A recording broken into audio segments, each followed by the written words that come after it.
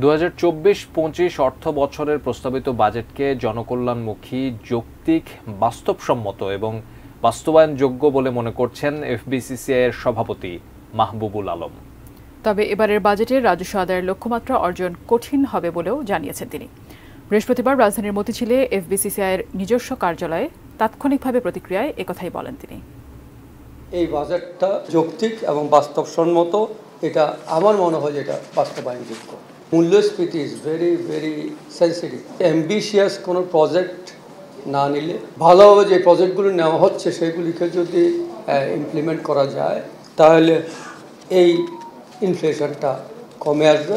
রাজস্ব আদায়ের ক্ষেত্রে প্রায় 5,41,000 কোটি টাকা নির্ধারণ করা হয়েছে, যা আদায় কঠিন বলে আমরা মনে করি।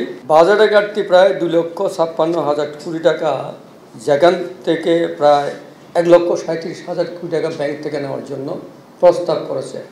আমরা মনে করি এটা বেশি, কারণ এটা যদি ব্যাংক থেকে সরকার নেয় তাহলে আমরা ব্যবসায়ীরা ব্যাংক থেকে টাকা নেওয়ার ক্ষেত্রে একটা জটিলতা হইতে পারে।